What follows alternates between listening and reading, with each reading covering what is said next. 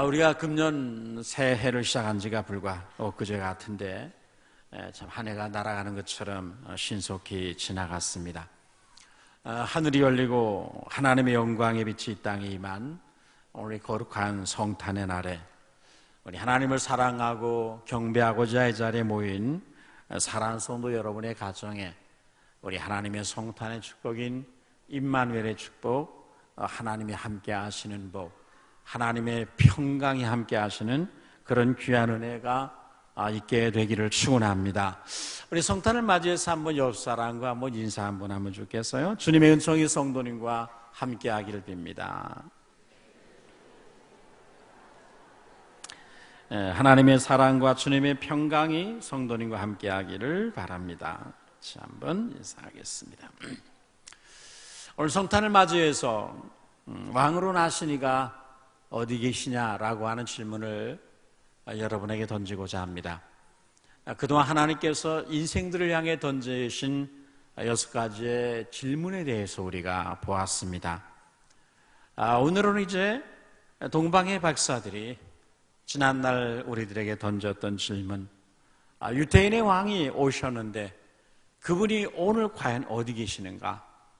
그분이 어디 계신 줄 알고 그분에게 가서 경배하고자 한다는 이 동방박사들의 말에 대해서 말씀을 드리고자 합니다.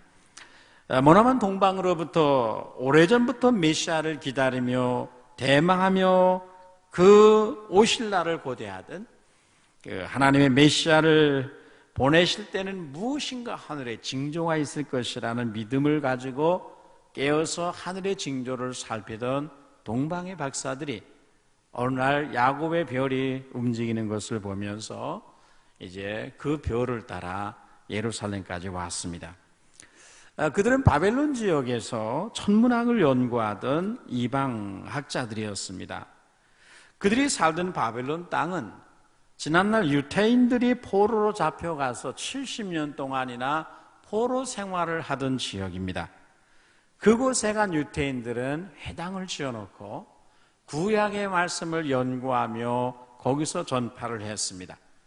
그 70년 동안의 유태인들의 포로 생활의 결과로 그 이방 땅인 바벨론 지역에 하나님을 아는 사람 이방인들이 생겨나게 되었고, 유태인의 메시아, 단지 유태인의 메시아가 아닌 하나님께서 인류의 구원을 위해 보내실 메시아가 오신다라는 이 위대한 믿음을 가지고 기다리는 이방인들이 그곳에 일어나게 되었습니다. 유대인들의 영향을 받은 이 이방인들이 여호와를 경외하게 되었고, 유대인과 동일한 신앙, 메시아를 대망하는 신앙을 가지고 약속된 메시아가 도래하기를 기다려왔습니다. 동방의 박사들은 바로 그런 사람들 중에 일단입니다.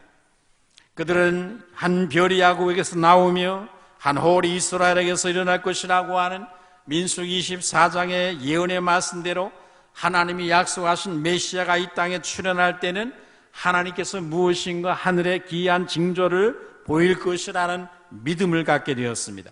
이 믿음을 가지고 그들은 날마다 하늘의 징조를 살피게 되었고, 오실 메시아를 그들은 오히려 유태인들보다 더 간절히 갈망하며 기다렸습니다. 그리고 그 하나님의 메시아가 오시면 우리가 그분께 드릴 예물을 준비해야 되겠다. 그래서 오래전부터 마리아가 옥합의 향유를 준비하듯이 그 메시아의 오심을 기다리는 동안에 그들은 가장 소중한 하나님 앞에 하나님의 아들께 드릴 향유를 준비해서 드리게 됐습니다. 그들에게는 메시아에 대한 많은 지식이 있었던 것은 아니었습니다. 그들의 지식, 그들의 신앙 경험, 그들의 영적인 체험은 보잘것없는 것이었습니다. 유태인들로부터 전해 들은 것입니다. 그러나 그들은 오실 메시아에 대한 소망을 가지고 그분을 날마다 대망하며 매일매일 하늘을 살피는 사람들이었습니다. 그들은 그분을 뵙고 경배하고자 하는 마음을 가지고 수천리 길을 여행하며 베들레헴까지 갔습니다. 한 분 그분을 경배하기 위해서 이 세상에서 가장 많은 희생과 가장 많은 수고를 감당한 그런 진정한 예배자들, 최고의 예배자들이 이 동방의 박사들입니다. 그만큼 그들에게 있어서 예수님의 탄생은 기쁨이었습니다. 그런데 그들이 하늘의 별의 인도를 따라 수천 리길을 여행한 끝에 예루살렘에 도착해 보니 그 하나님의 도성이라는, 그 하나님의 선민이라고 자부하던 그 도성의 백성들이 너무나 세상에 빠져 있어서 잠들어 있었습니다. 그들은 예루살렘 거리를 걸어 다니면서 만나는 사람들마다 붙잡고 질문을 던졌습니다. 유태인의 왕으로 나시니가 어디 계십니까? 우리가 동방에서 별을 보고 그에게 경배하러 왔노라고 말하게 되었습니다. 그들은 온 예루살렘 거리를 다니면서 이 사람 저 사람마다 붙잡고 말했습니다. 질문했습니다. 왕으로 나시니가 지금 어디에 계시냐는 것입니다. 메시아가 나셨는데 그분의 나신 곳이 과연 어디냐는 것입니다. 그것을 알면 우리가 가서 경배하겠노라고 그렇게 질문을 하게 됐습니다. 유태인의 왕이 나셨다는 말을 듣고 예루살렘 사람들은 깜짝 놀랐습니다. 갑자기 왕이 나셨다는, 그들에게 헤로드 왕이 있는데 또 새로운 왕이 나셨다고 하니까 그들의 소문이 퍼지면서 예루살렘 온 시내 일대 소동이 일어났습니다. 동방에서부터 박사들이 와서 성경에 약속하신 메시아가 지금 태어났다라고 말하며 그분이 계신 곳이 어딘가를 찾아다니고 있다는 소문이 순식간에 온 예루살렘에 퍼지게 됐습니다. 그 말을 드디어 헤로드 왕의 궁전에까지 퍼져 들어갔고 헤로드 왕의 귀에까지 들어가게 되었습니다. 놀란 헤로드 왕은 그 동방에서 왔다는 박사들을 왕궁으로 불렀습니다. 동방 박사들은 헤로드 왕 앞에 가서도 예루살렘 거민을 붙잡고 질문했던 동일한 질문을 던졌습니다. 왕으로 나신 분이 어디 계십니까? 우리가 머나먼 동방에서 그분께 경배하러 왔습니다. 하나님이 약속한 메시아가 지금 태어났는데 그분이 나신 것을 아시면, 그분이 지금 어디에 계신 것을 아시면 말해 주십시오 라고 말했습니다. 오늘 우리들에게 이 질문을 던지면 여러분은 뭐라고 대답을 하시겠습니까? 우리를 구원할 하나님이 약속하신 메시아가 이 땅에 오셨는데 그분은 지금 어디에 계시는가? 당신을 구원하기 위해 오신 당신의 왕 되신 구주는 지금 어디에 계시는가? 이 질문을 여러분에게 하신다면 여러분은 뭐라고 대답을 하시겠습니까? 성탄절의 가장 중요한 것은 오신 하나님의 아들이 오늘 이 시대에 어디 계시는가를 우리가 알고 그분께 감사와 사랑과 경배를 드리는 것입니다. 예수님과 만남이 없는 성탄, 우리 위에 오신 예수님이 지금 어디에 좌종에 계신가도 모르는 채 그냥 마냥 즐거워하는 것은, 그런 성탄은 아무런 의미가 없을 것입니다. 여러분, 우리는 오늘 주님이 어디에 계시는가에 대한 이 질문에 대한 심각한 질문을 자신에게 던져보아야 됩니다. 두 번째로 본문은 유대 베들레헴이라고 대답하는 말씀에 대해서 좀 생각해 보십시오. 동방 박사들로부터 유태인의 왕이 오셨다는 말을 들은 헤로드 왕은 매우 당황을 했습니다. 자신이 이 나라의 왕인데 또 다른 왕이 나셨다니 두려울 수밖에 없었습니다.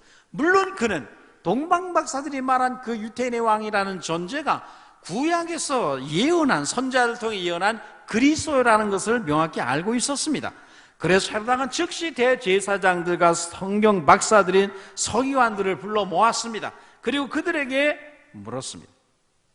그리스도가 어디서 나겠느냐?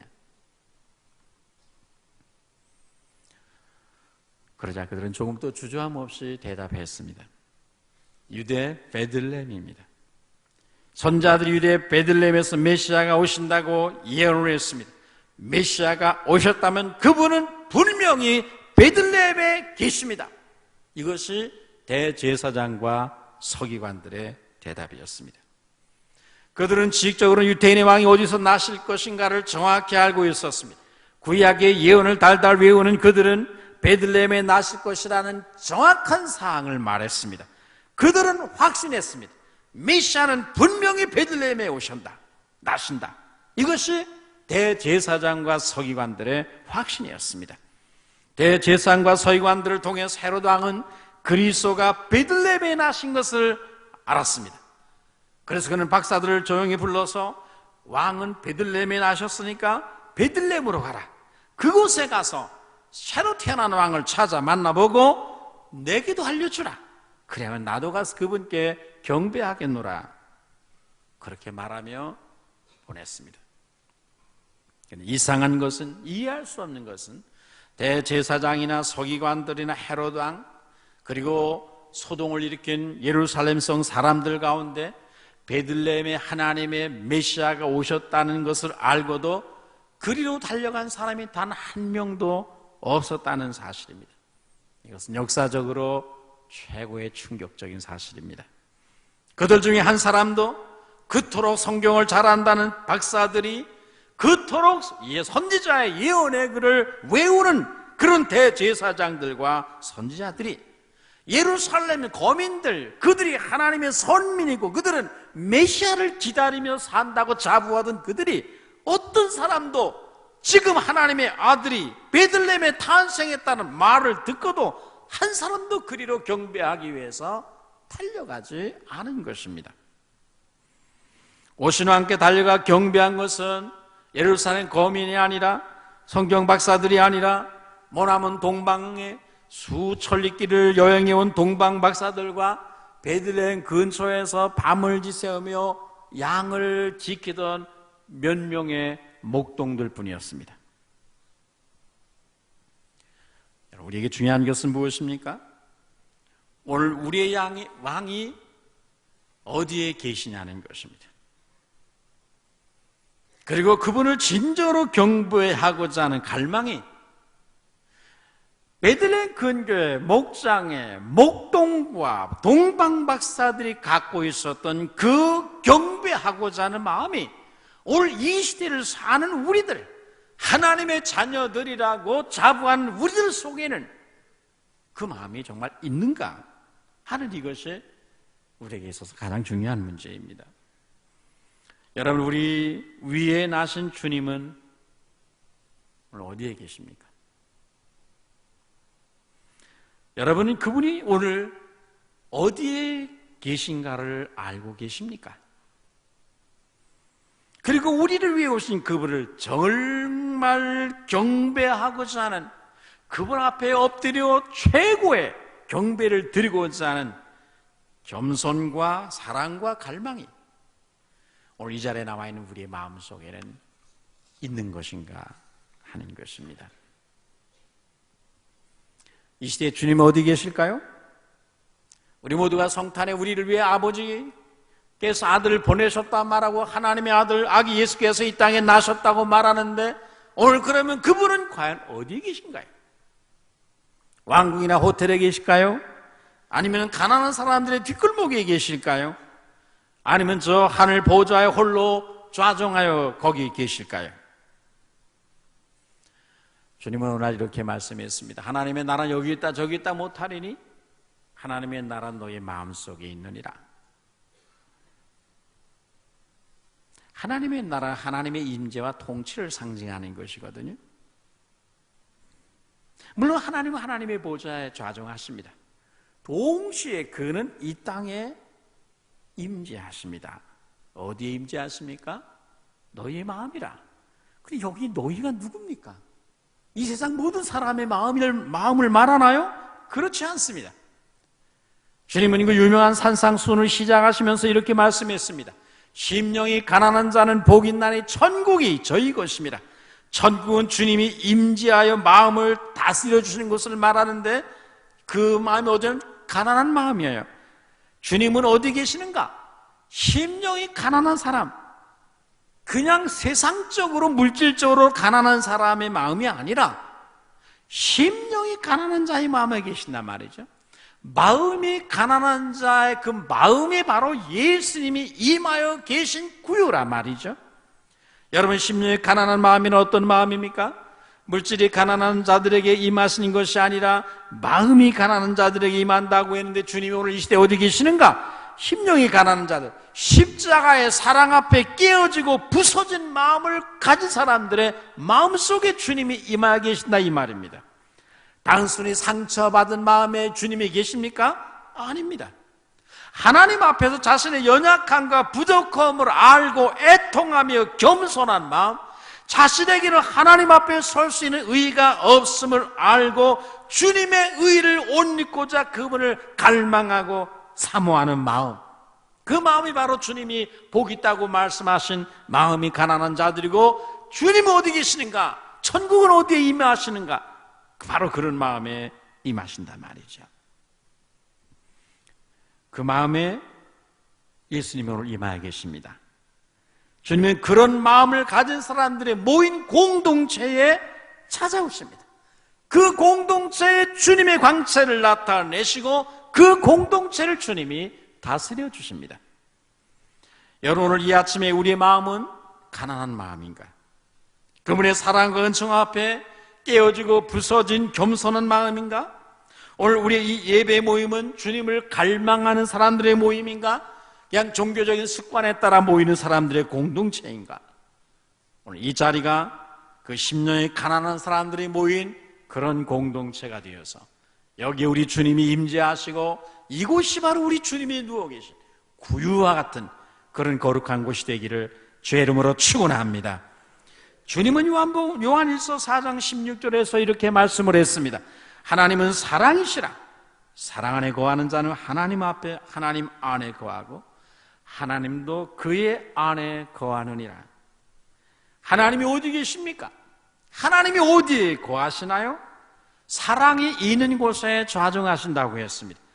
미움과 증오와 시기가 있는 곳에 임하여 계신 것이 아니라, 그 마음을 다스리시는 것이 아니라 사랑과 화평과 오래 참음과 자비와 양선과 충성과 온유와 절제와 같은 겸손의 미덕을 가진 사람, 그 마음을 주님은 보좌로 삼으시고 그 마음을 주님은 구유로 삼으시고 거기에 임하셔서 그 마음을 비춰주시고 그 마음의 어둠을 몰아내주시고 그 마음을 의의 통치로 다스려 주신단 말이죠.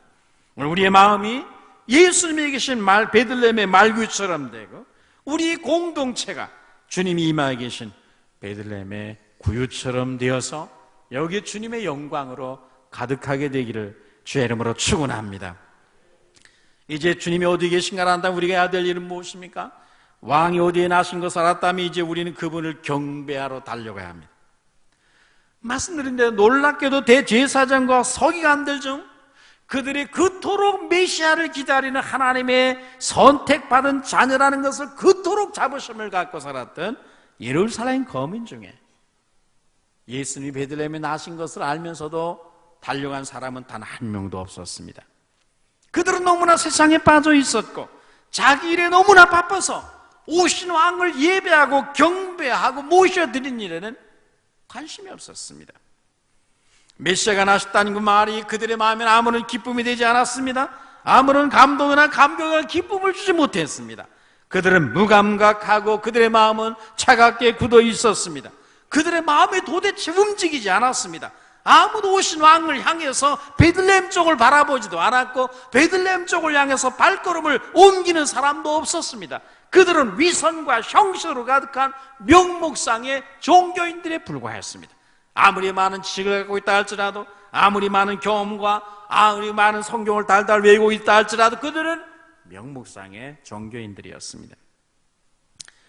여러분, 신앙의 태도에 제일 무서운 것은 습관적으로 신앙생활을 하는 것입니다. 그들은 가장 불행한 사람들입니다. 근데 그런 불행한 사람이 다른 데 있는 것이 아니라 우리 안에 있습니다. 저도 그 모습 속에 젖어들 때가 많이 있다고 생각이 됩니다. 우리 이런 종교적인 습관적인 종교 생활을 경계해야 됩니다. 예수 믿은 오랜 세월만 자랑하고 훈장만 자랑하고 있는 사람, 한 번도 회개의 눈물을 흘려보지 못하고 주님의 피 묻은 손을 만져보지 못한 사람, 부활하신 그리스도께서 자기의 생애 전부를 헌신해보지 못한 사람, 이런 명목상의 종교인들이 한국 땅에 늘어가고 있다는 거죠. 여러분이 아무리 많은 성경 신앙 지식과 신앙 경험을 가지고 있다 할지라도 정작 그분을 모시고 예배하는 일에 무관심하다면 예배 시간에 주보 교정 보는 분들이 많다 그래요. 주보 교정은 사무실에서 보니까 여러분 거기에 신경 쓰실 필요 없습니다. 여러분 우리가 주님을 경배한 일에 무관심하다면 여러분의 많은 지식과 신앙 경험이 도대체 무슨 의미가 있냐 말이죠. 만약 여러분이 갖고 있는 그리스도에 대한 지식이 여러분을 예배자로 이끌지 못한다면, 여러분을 그분 앞에 무릎 꿇게 하지 못한다면 그 지식은 죽은 지식입니다. 여러분 이 자리에 주일마다 왜 오십니까? 그냥 주일이니까 오시는 겁니까? 오늘 성탄절이니까 그냥 오시는 겁니까? 무엇을 보고자 오셨습니까? 오늘 주님이 이렇게 질문했습니다. 마태복음 11장 7절에서 너희가 무엇을 보려고 광야로 나갔더냐? 바람에 흔들리는 갈대냐? 그럼 너희가 무엇을 보려고 나갔더냐? 부드러운 옷을 입은 사람들이냐? 부드러운 옷을 입은 사람 보려면 왕국으로 가라. 너희는 어찌하여 이 광야에 나왔더냐? 선지자를 보기 위함이었더냐? 옳도다. 선지자를 보기 위함이다. 내가 너희에게 이르노니 그런데 선지자보다 더 나은 자가 여기 있다, 그렇게 말씀했습니다. 그들은 선지자를 보기 위해 광야에 나갔습니다. 진리를 듣기 위해서 나갔습니다. 그러나 주님은 선지자보다 더 큰 불이 나고 말씀했습니다. 우리는 은혜와 진리가 충만한 그분에 나가 그분의 은혜 위에 은혜를 받고 그분을 경배하고자 이곳에 나온 것입니다. 단지 주일이라서가 아니라 이것이 내 신앙, 내 생활이기 때문이 아니라 매일매일 우리에게 하나님을 예배하고자 하는, 그분의 얼굴빛 앞에 나가고자 하는 열망이 우리의 마음속에 자리 잡게 되기를 주의 이름으로 축원합니다. 우리에게는 아는 것이 중요한 것이 아니라 믿는 것이 더 중요하고, 단지 믿음으로 끝나는 것이 중요한 것이 아니라 믿는 하나님을 예배하는 자리로 가는 것이 중요합니다. 여러분, 하나님을 예배하는 것이 인생의 최고의 가치며 행복이 되어야 할 줄로 믿습니다. 그가 주님을 바로 만난 사람입니다. 겸손히 경배하는 예배 없는 성탄절이라면 무슨 의미가 있습니까? 예배 드리지 않는 신앙이 무슨 신앙이겠습니까? 그것은 죽은 신앙입니다. 그런 신앙은 박물관에 보내야 됩니다. 예배란 하나의 종교의식이 아니며 습관이 아니며 기념식이 아닙니다. 예배란 그분을 만나 그분의 임재 앞에서 내가 엎드려 무릎을 꿇는 것입니다. 생명을 바쳐 하나님을 결단하는 결단이요 헌신이 우리의 예배입니다. 우리에게는 대제사장들과 서기관들이 갖던 많은 지식과 경험보다는 오히려 베들레헴 근교의 목장의 목동들이 갖고 있던 순전한 마음, 동방의 박사들이 가졌던 어떤 희생을 치르더라도 나는 그 오신 왕을 만나 경배해야 되겠다고 하는 이 열망이 여러분 안에 있게 되기를 주의 이름으로 축원합니다.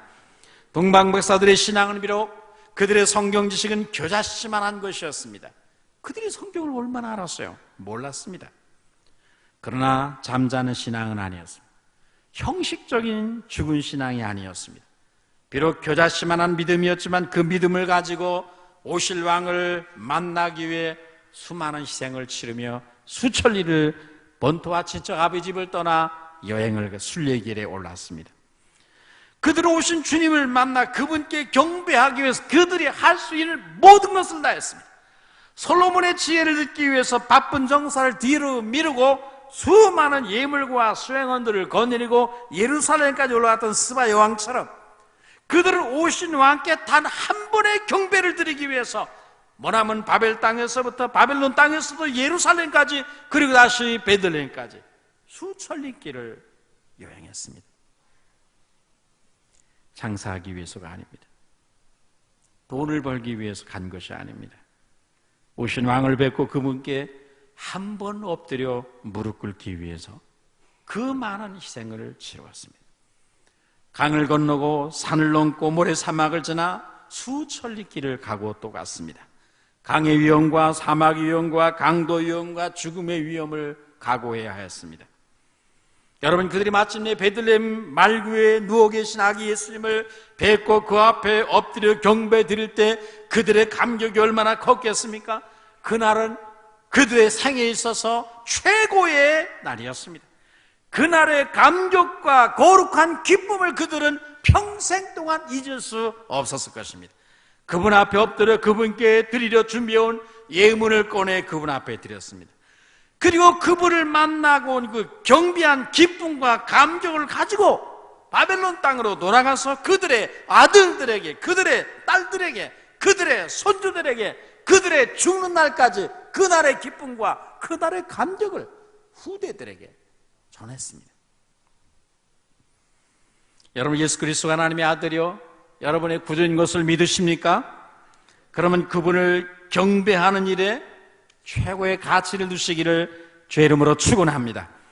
예배란 죄인이 지존하신 하나님 앞에 나가 그분을 뵙고 그분 앞에 엎드리는 것입니다. 예배를 통해 하나님을 영화롭게 하고 그리고 그분 앞에 최선을 다해서 우리가 그 이름을 존귀케 하는 일에 마음을 다하고 뜻을 다해야 됩니다. 오늘 우리는 하나님의 아들이 이 땅에 나를 위해서 오셨다는, 죽으시기 위해 오셨다는, 가장 비천한 자리에 오셨다는 이 아침에 하나님을 예배하고 주님을 경배하기 위해서 어떻게 준비를 했는가? 어떤 준비를 했습니까? 우린 대통령을 만나러 가는 정도만큼도 마음을 준비하고 나올까? 외모를 단장히 하고 청와대 들어가는 것만큼, 대통령 대면하는 것만큼 설레이는 마음을 가지고 준비해 가지고 오는가 우리는? 동방의 박사들이 드리는 황금과 유황과 몰약은 마리아가 옥합을 깨뜨려 주님의 몸에 부어드린 향유와 같았습니다.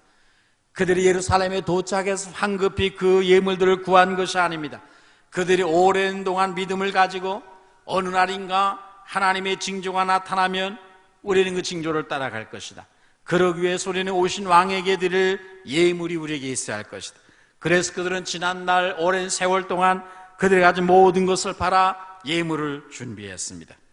그들이 바벨론 땅을 떠나기 전에 마리아가 옥합의 향유를 준비해서 마침내 부어드린 것처럼 주님께 경배하기 위해서 그들은 일찍이 많은 준비를 했던 것이죠. 그들이 드리는 황금과 유향과 몰약은 그들의 왕이여 그들의 구주께 대한 최고의 사랑과 감사의 표현이었고 믿음과 정성으로 드리는 최고의 헌신의 증표였습니다. 그 예물 속에 그들의 신앙 고백이 들어있습니다. 황금은 당시 최고의 가치입니다. 가장 귀한 보물입니다. 이 황금은 우리 왕이신 주님께 합당한 예물입니다. 내 인생의 최고의 가치는, 최고의 보배로운 분은 바로 당신입니다. 주님이 나의 왕이십니다. 내 인생의 최고의 가치를 받기에 합당하십니다라는 예물입니다. 유향은 가장 향기로운 향유로서 제사장들이 제사 드릴 때 사용하는 향유였습니다. 그래서 향유는 대제사장으로서의 우리 주님께 가장 합당한 예물입니다. 주님의 십자가의 죽음과 갈보리 십자가의 희생을 가장 빛나게 할 수 있는 예물이었습니다. 몰약은 고대 세계에서 죽음과 관련된 약입니다. 시체의 몰약을 바르거나 사형수들에게 주어서 죽음의 고통을 경감시켜주는 약입니다. 그리고 어느 정도 방부제 역할도 합니다. 그래서 그것은 죽음과 희생과 관련이 되는 것입니다. 이것은 동방박사들이 알았든 몰랐든 하나님의 성령의 인도와 감동을 통해서 우리를 위해 십자가에 죽으시고 다시 사실 구세주, 그 희생의 주님께 드릴 그 일에 합당한 예물이라는 말이죠. 동방박사들이 드린 예물 속에는 그래서 그들의 신앙 고백이 들어있다는 걸, 당신이 우리의 왕입니다. 당신이 우리의 대제사장이십니다. 당신은 우리의 구세주입니다. 이 고백이 이 세 가지 예물 속에 들어있는 것이죠. 그러나 여러분, 그들의 보배합 속에는 단순히 황금과 유향과 몰약만이 들어있었던 것이 아닙니다. 오신 왕께 대한 믿음과 사랑과 감사와 충성과 헌신이 그 보배합 속에 있었습니다.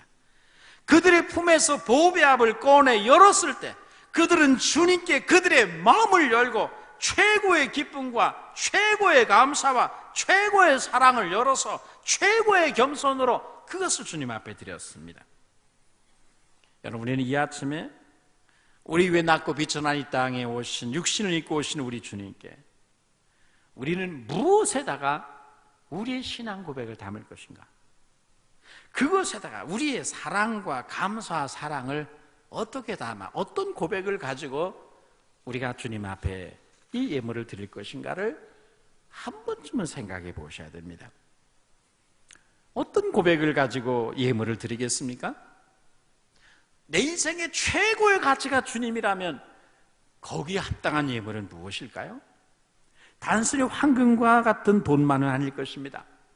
황금보다 더 가치 있는 어떤 것이 우리의 삶에 있는 것은 아닌가? 여러분이 드릴 향유는 무엇입니까? 주님의 이름을 향기롭게 하고 그 복음을 아름답게 빛낼 수 있는 여러분이 갖고 있는 향유란 어떤 것이 있을까요? 그분의 죽음을 빛나게 만들고 가치 있게 만드는 모략은 무엇일까요? 우리가 그분께 무엇을 드리든지 그것은 나의 왕이요, 나의 대제사장이요, 나의 구주께 합당한 그런 그분께 합당한 예물을 우리 신앙 고백과 정성을 다해 준비해서 우리 하나님 앞에 올려드리는 그런 경배가 되시기를 주의 이름으로 축원합니다. 마지막으로 다른 길로 돌아가라는 말씀을 여러분 보십시오. 성경원 동방 박사들이 주님께 경배하고 다른 길로 돌아갔다고 했습니다. 오던 길로 가지 않았습니다. 그들이 돌아갈 때는 다른 길로 갔다는 말은 하나의 교훈적인 의미를 담고 있는 것이죠. 이제 그들은 주님을 경배하고 주님을 그들의 마음에 모시고 올 때와는 다른 길, 올 때와는 다른 새로운 길로 돌아갔습니다. 그들은 주를 경배한 기쁨을 가지고 과거의 길을 버리고 뒤로 하고 꿈에 하나님이 지시하신 새로운 길, 다른 길로 갔다는 말은 결국은 순종의 길로 갔다는 말이겠죠. 그 길이 어떤 길입니까? 그 길은 하나님께서 꿈에 지시하신 길입니다. 하나님께 순종하는 길이었습니다. 진정한 순종은 하나님을 진정으로 예배하는 사람들이 돌아가야 하는 길입니다. 대로입니다.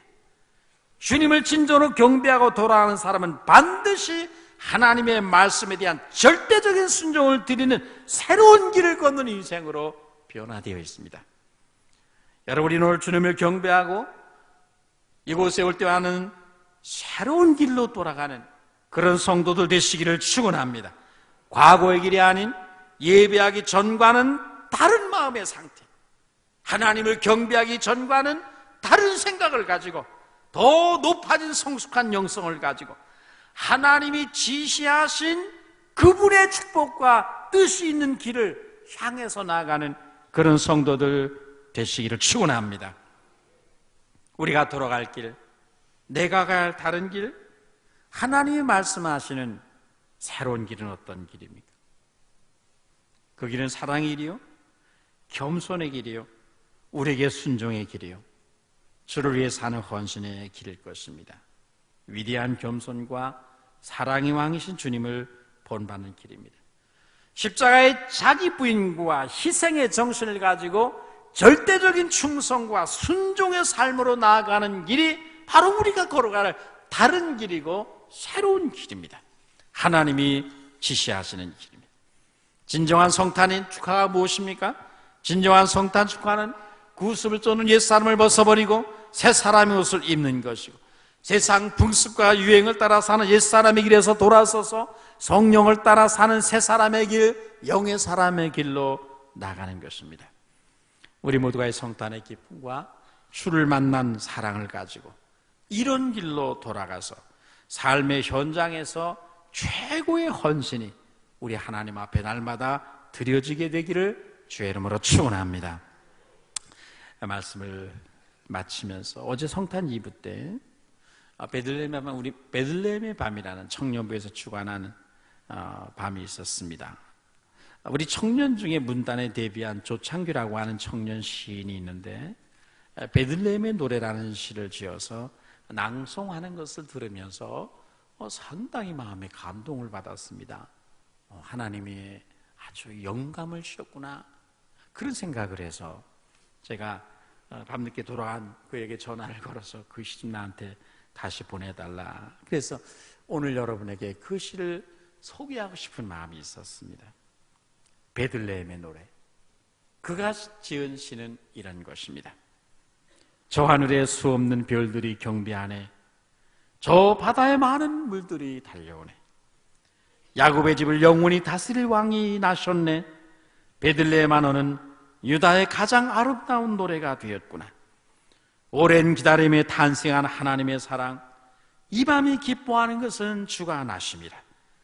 구유야기를 든 본 들밖의 목자들은 성 안의 대신들보다 더 복되도다. 온 백성들아 찬송의 보배압을 드릴지어다. 모든 악기들아 천상의 음악을 연주할지어다. 어제가 오늘을 부러하며 내일이 오늘을 부러하리로다. 베들레헴아, 너는 유다의 가장 아름다운 노래가 되었구나. 이것이 그가 지은 베들레헴의 노래라는 시였습니다. 우리 교회가 생명의 떡이 있는 떡집, 즉 베들레헴이라는 떡집이라는 말이죠.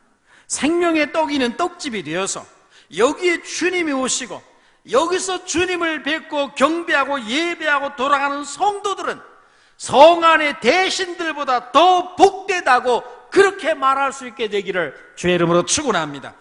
여기서 동방의 박사들처럼 찬송의 보배압을 열고 모든 악기들을 명하여 천상의 음악을 연주하게 하여 우리의 어제가 오늘 주님을 경배하는 이 날을 부러워하고 내일이 오늘 우리 주님 성탄을 기뻐하며 그분 앞에 엎드려 경배하는 이 날이 너무 영광스러워서 우리의 내일이 미래가 오늘을 부러워하는 가장 아름다운 날로 이 성탄을 맞이하고 누리고 행복하게 되는 여러분 되시기를 주의 이름으로 축원합니다. 기도하겠습니다. 거룩하신 하나님 아버지, 은혜를 감사합니다. 오늘 귀한 성탄의 기쁨과 감사를 저희들에게 주심을 감사합니다. 우리가 늘 하나님의 은혜 가운데 살다 보니 그 은혜의 소중함과 은혜의 부요함을 알지 못한 채 우리가 형식적이고 종교적인 생활에 흘러갈 때가 많이 있습니다. 주님, 저희들에게 동방박사들이 갈던 마음을 주시고 저들의 경배하는 마음을 주시고 저들의 예물에 담겨졌던 그 신앙 고백을 주시고 그리고 베들레헴 근교의 목장에 목자들이 그 모든 양떼를 내버려 두고 베들레헴으로 달려가 구유에 있는 아기를 경배했을 때 그 어린아이였던 순수한 믿음과 열심을 저희들에게 허락하여 주시옵소서. 이 날이 우리에게 있어서 가장 복된 날이 되게 하시고 우리 인생의 어제의 날이 오늘을 부러워하고 오늘 주님을 만난 기쁨이 너무 감사해서 우리 인생의 내일과 미래의 날들이 오늘을 부러워하는 그런 날로 이 날을 지내게 하여 주시옵소서. 예수님의 이름으로 기도하옵나이다. 아멘.